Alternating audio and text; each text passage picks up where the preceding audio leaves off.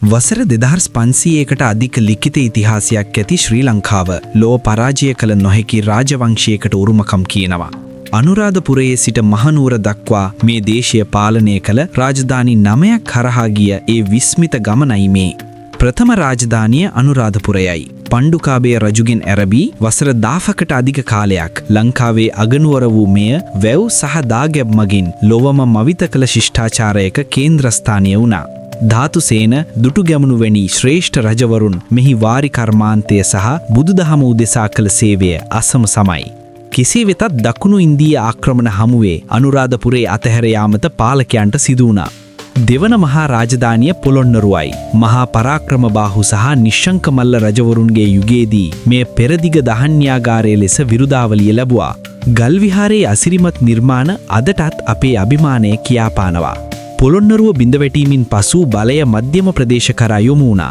තුන්මුණ විජයබාහු රජු දඹදෙණිය සිය අගනුවර කරගැනීමෙන් සාහිත්‍යයට සහ කලා ශිල්පවලට ස්වර්ණමය යුගයක් උදා කළා. මීළඟට අප දකින්නේ යාපහුවයි. මේ ශ්‍රී ලංකාවේ දෙවන සීගිරිය ලෙසත් හඳුන්වනවා. පළමු බුවනිකබාහු රජු මෙහි අලංකාර සෝපාන පන්තිය සහ මාලිගාව ගොඩනගමින් දළදා වහන්සේ ආරක්ෂා කළා. ඇතුගල්පුර හෙවත් කුරුණෑගල රාජධානිය හස්තිගිරිපුර ලෙසත් හැඳින්වුණා. දෙවන පරාක්‍රමබාහු වැනි රජවරුන් මෙහි සිට පාලනය කරමින් සාහිත්‍ය කෘති රැසක් දැයට දායාද කළා. මධ්‍යම කඳුකරයට ආසන්නව ගම්පොළ රාජධානිය බිහි වුණා. හතරවන බුවනිකබාහු රජු මෙහි පාලකයා වුණු අතර ලංකාතිලක සහ ගඩලාදෙණිය වැනි විස්මිත කලා නිර්මාණ මේ යුගයට අයත් වෙනවා. මුළු ලංකාවම එක්සේසත් කළ 6වන පරාක්‍රමබාහු රජුගේ කෝට්ටේ රාජධානිය ලංකා ඉතිහාසයේ ඉතාමත් වැදගත් සන්ධිස්ථානයක්. පෘතුගීසි ආක්‍රමණ ආරම්භ වුණේද මේ යුගයේදී. පෘතුගීසීන්ට එරෙහිව දැවැන්ත සටනක් කළ මායාදුන්නේ සහ පළමුවන රාජසිංහ රජවරුන්ගේ රාජධානිය සීතාවකයි. යුද ශිල්පයට සහ වීරත්වයට මෙහි හිමි වුණේ විශේෂ තැනක්. අවසාන රාජධානිය මහනුවරයි.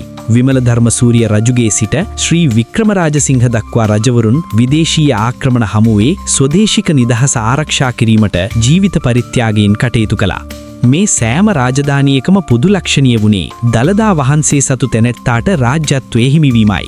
මේ නිසා සෑම අගනුවරකම දළදා මාලිගාව ඉතාමත් අලංකාරව සහ ආරක්ෂිතව ඉදිවුණා.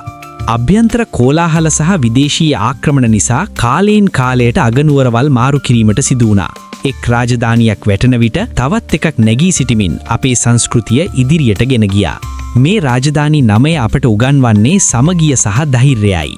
අපේ මුතුන් මිතුන් ගොඩ නැගූ මේ මහා ශිෂ්ටාචාරය අද අප අගය කළ යුතු වටිනාම දායාදයයි. වසර දහස් ගණනක අභිමානීය රැගත් හෙළ රාජධානිවල කතාවයි ඔබ මෙතෙක් නැරඹුවේ. අපේ ඉතිහාසය අපේ හෙට දවස. මෙවැනි වටිනා වීඩියෝ නැරඹීමට අපව සබ්ස්ක්‍රයිබ් කරන්න. සෑම සතියන්ත දවසකම ඔබ හමුවීමේ බලාපොරොත්තුවෙන් අදට අපි සමුගන්නවා. ඔබට සුබ දවසක්.